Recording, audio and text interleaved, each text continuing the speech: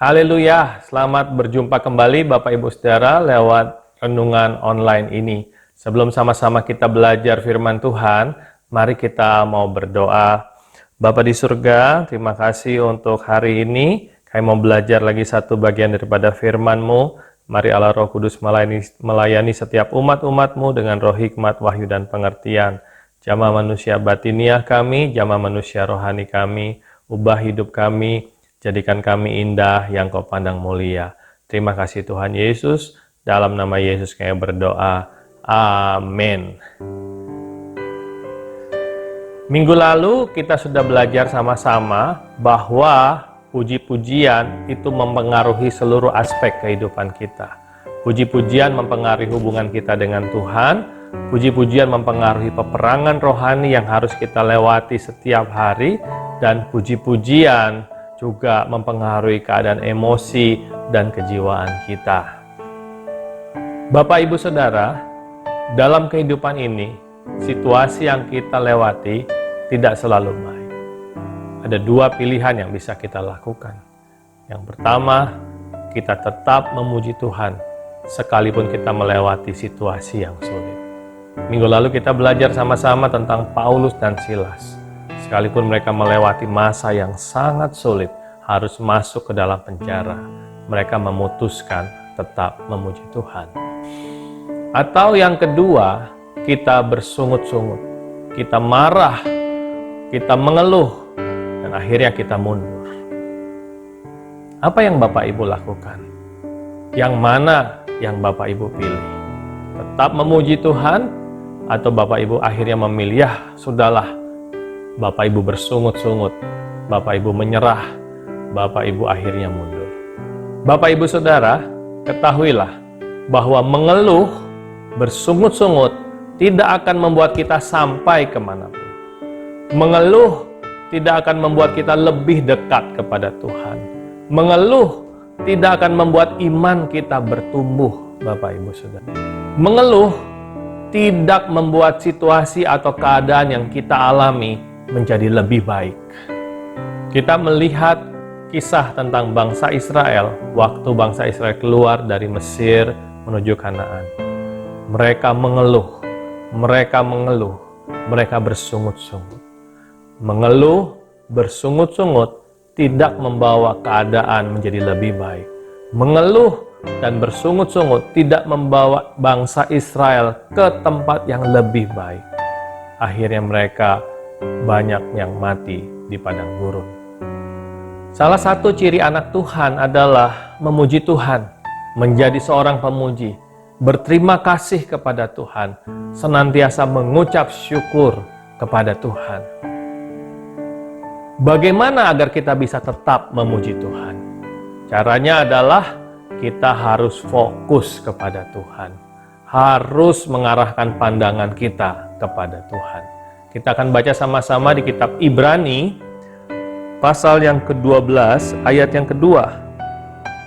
Marilah kita melakukannya dengan mata yang tertuju kepada Yesus, yang memimpin kita dalam iman, dan yang membawa iman kita kepada kesempurnaan. Mari kita memandang kepada Yesus. Memang tidak mudah tatkala kita menghadapi situasi, kondisi yang tidak mengenakan. Tatkala kita menghadapi kenyataan hidup yang sulit. Mungkin kita menghadapi tagihan-tagihan yang menumpuk. Kita menghadapi problema di dalam keluarga. Mungkin kita menghadapi sakit, penyakit, dan lain sebagainya. Tidak mudah. Tetapi saya mau mengajak kita, mari kita tetap memandang kepada Yesus. Mazmur 34 ayat yang kedua. Aku hendak memuji Tuhan pada segala waktu. Puji-pujian kepadanya tetap di dalam mulutku. Di kitab Perjanjian Lama ditulis kisah tentang Nabi Habakuk. Mereka mengalami keadaan yang sangat tidak nyaman. Mereka menghadapi situasi yang sangat tidak enak. Kita baca sama-sama Habakuk pasal yang ketiga, ayat yang ke-17 mulai. Sekalipun pohon ara tidak berbunga, pohon anggur tidak berbuah, hasil pohon zaitun mengecewakan, sekalipun ladang-ladang tidak menghasilkan bahan makanan, kambing domba terhalau dari kurungan, dan tidak ada lembu sapi dalam kandang. Namun, aku akan bersorak-sorak di dalam Tuhan, beria-ria di dalam Allah yang menyelamatkan aku. Allah Tuhanku itu kekuatanku. Ia membuat kakiku seperti kaki rusa. Ia membiarkan aku berjejak di bukit-bukitku. Waktu zaman Nabi Habakuk, bangsa Israel mengalami keadaan yang sangat-sangat menyedihkan. Mengalami keadaan yang sangat tidak mengenakan. Tidak ada hasil tanaman, kambing domba terhalau dari kurungan, tidak ada lembu sapi, tidak ada sesuatu yang baik yang terjadi dalam kehidupan bangsa Israel pada waktu itu. Keadaan yang sangat menekan, keadaan yang sangat tidak mengenakan. Tapi Nabi Habakuk mengajak dan dia berkata, kita harus tetap memuji Tuhan. Dia berkata, namun aku akan bersorak-sorai, memuliakan Tuhan, beria-ria di hadapan Allah penyelamatku. Dan apa yang terjadi? Waktu mereka memuji Tuhan, waktu Nabi Habakuk bersorak-sorai, Tuhan membela. Tuhan adalah kekuatan, Tuhanlah perisai, dan Tuhan melindungi umat-umatnya. Sangat penting kita memfokuskan diri kita kepada Tuhan, fokus kepada Allah.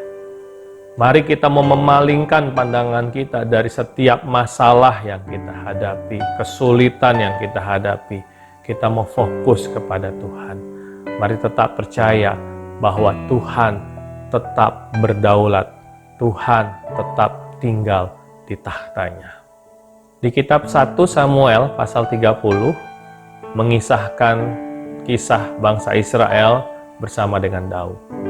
Satu ketika Daud dan pasukannya sedang berperang melawan musuh, dan kemah tempat Daud tinggal di Siklag diserang oleh bangsa Amalek. Dan anak-anak, wanita-wanita, orang-orang tua semua ditawan oleh bangsa Amalek. Harta, benda, kambing, domba semua ditawan oleh bangsa Amalek. Tidak ada perlawanan. Dan kota Siklag dibakar habis. Begitu Daud dan tentaranya sampai ke Siklag, mereka melihat hancur, kota terbakar, anak-anak mereka, keluarga mereka, harta benda yang ada semua sudah diambil oleh bangsa Amalek. Dan Daud beserta pasukannya menangis. Mereka sangat sedih, mereka menangis. Dan yang terjadi pada waktu itu, Daud sangat terjepit. Di tengah keadaan yang menekan, tentara Israel ingin melempari Daud dengan batu karena mereka sudah sangat sedih. Tapi apa yang dilakukan oleh Daud? Daud tetap memfokuskan dirinya kepada Tuhan. Firman Tuhan berkata, Daud menguatkan kepercayaannya kepada Tuhan. Daud meminta imam mengambil efod, mereka berdoa, dia tanya kepada Tuhan, Tuhan apakah yang harus aku lakukan? Apakah aku harus mengejar bangsa Amalek atau tidak? Dan Tuhan menjawab, kejar bangsa Amalek. Lalu Daud menguatkan kepercayaannya, mereka mengejar bangsa Amalek. Dan akhirnya Tuhan memberikan kemenangan kepada Daud. Sangat penting Bapak Ibu Saudara, kita tetap fokus kepada Tuhan. Filipi pasal yang keempat, ayat yang keempat sampai yang keenam. Bersukacitalah senantiasa dalam Tuhan. Sekali lagi kukatakan, bersukacitalah. Hendaklah kebaikan hatimu diketahui semua orang. Tuhan sudah dekat. Janganlah hendaknya kamu khawatir tentang apapun juga, tetapi nyatakanlah dalam segala hal keinginanmu kepada Allah dalam doa dan permohonan dengan ucapan syukur. Mengakhiri renungan hari ini, Paulus mengajak kita sama-sama bersukacitalah senantiasa. Dan saya juga mau mengajak Bapak Ibu Saudara, apapun yang sedang kita alami, apapun yang sedang kita hadapi, mari kita mau tetap memuji Tuhan. Tuhan Yesus memberkati. Mari kita berdoa sama-sama. Terima kasih Tuhan untuk hari yang Kau beri. Hari ini kami mau mengambil keputusan. Kami mau tetap memuji Tuhan. Apapun yang kami alami, kesulitan apapun yang kami hadapi, tantangan apapun yang sedang kami lewati, kami mau tetap memuji Tuhan. Kami percaya Tuhan melakukan yang terbaik bagi kami. Dan puji-pujian kami naik ke hadapan Tuhan, menyenangkan hati Tuhan. Terima kasih Tuhan Yesus, berkati setiap umat-umat-Mu. Pakai umat-umat-Mu menjadi alat-Mu yang luar biasa. Dan saat ini Bapa, anugerahkanlah berkat yang terbaik daripada-Mu Bapa. Kasih sayang dari anak-Mu yang tunggal Yesus Kristus, serta persekutuan dari Allah Roh Kudus, menyertai hidup setiap umat-umat-Mu, mulai saat ini sampai Maranatha, Tuhan Yesus datang kembali di awan-awan yang permai. Dalam nama Yesus kami berdoa. Haleluya. Amin. Tuhan Yesus memberkati.